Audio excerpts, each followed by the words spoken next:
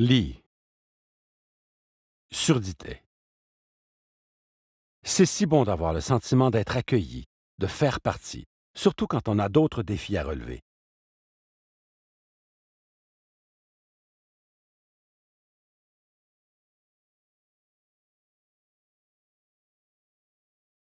Je suis ce qu'on appelle un devenu sourd, c'est-à-dire que, pour des raisons que personne ne comprend totalement,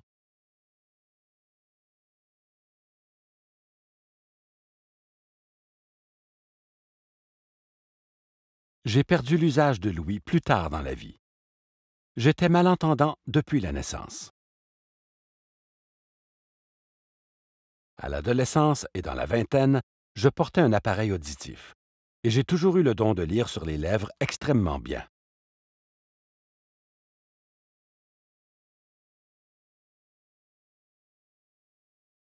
J'étais un gros buveur au début de la vingtaine et j'ai découvert le programme des AA en 1983.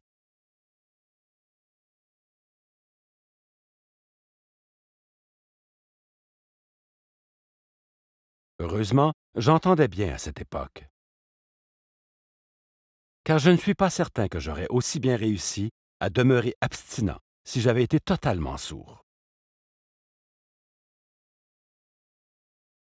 Tant de choses dans le programme des AA, des réunions au téléphone entre les membres, passent par la capacité d'entendre et de communiquer avec les autres.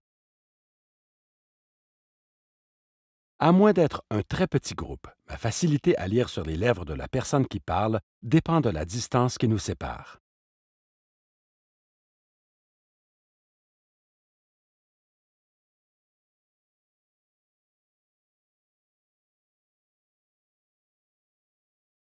Les réunions avec conférenciers sont plus faciles, puisque je peux m'asseoir à l'avant.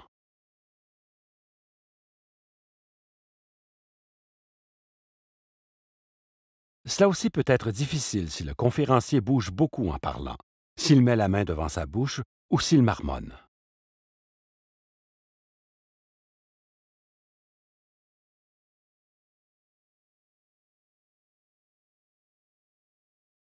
J'ai constaté qu'il était très utile d'avoir recours à un interprète en langage des signes. Cette personne est un interprète qualifié et agréé en langage des signes.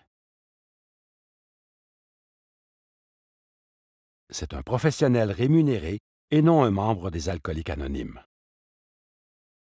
J'ai pu trouver un interprète en communiquant avec le département d'État pour les sourds et les malentendants,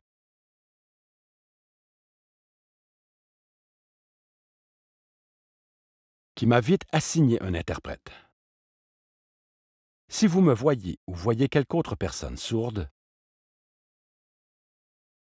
ou malentendante accompagnée d'un interprète dans une réunion, détendez-vous. Ils sont soumis aux règles de confidentialité les plus strictes et l'anonymat des membres ne risque donc pas d'être brisé.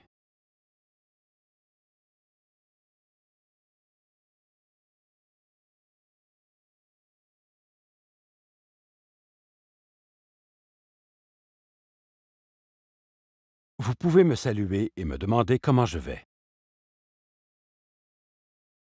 C'est si bon d'avoir le sentiment d'être accueilli et de faire partie, surtout quand on a d'autres défis à relever.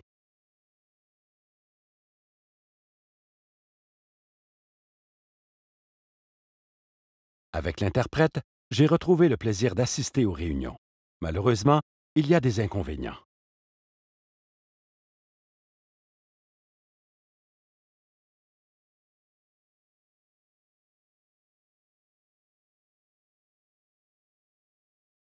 Actuellement, l'État ne paie que pour une réunion par semaine.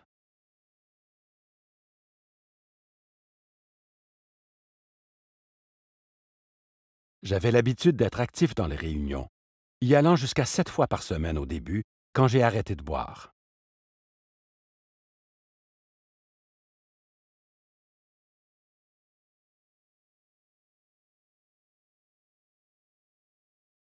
Depuis que j'ai perdu l'ouïe, je vais à une réunion par semaine avec un interprète.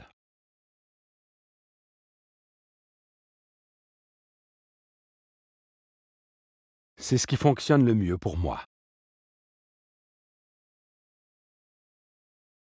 Il y a un outil que plusieurs d'entre nous dans le programme utilisons régulièrement, et c'est le téléphone. Avant d'être complètement sourd, j'ai usé beaucoup de lignes téléphoniques à parler avec d'autres membres. J'ai de la chance parce que la technologie actuelle permet aux sourds et aux malentendants d'utiliser le téléphone, grâce à ce qu'on appelle le service de relais.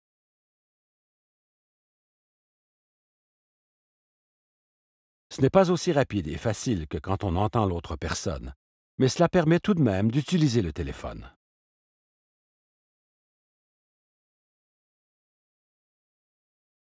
J'ai aussi eu la chance d'avoir des amis et des parrains dans le programme,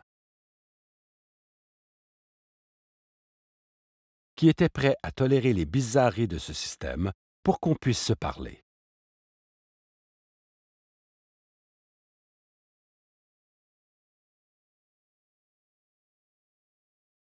Si jamais vous recevez un téléphone d'une personne sourde ou malentendante, essayez d'être compréhensif et laissez la conversation se dérouler le plus simplement possible.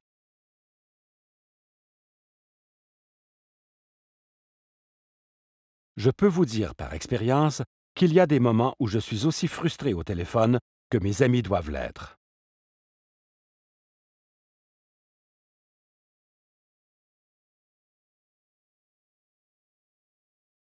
Un coup de téléphone peut être une bénédiction. Le seul fait de savoir que quelqu'un m'écoute lui parler d'un problème ou m'aide à trouver un peu d'humour dans une situation.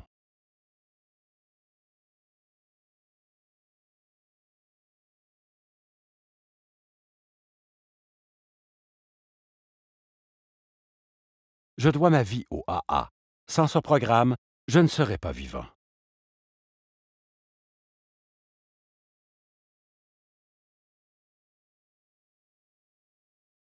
Devenir sourd fut une dure épreuve, mais j'y fais face comme le programme des AA me l'a enseigné.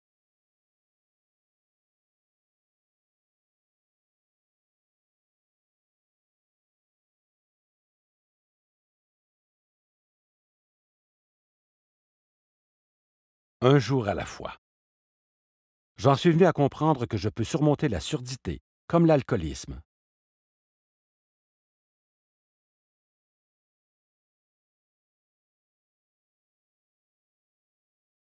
Lorsque je me sers de l'aide qui m'est offerte, avec l'amour de ma puissance supérieure et le soutien du mouvement.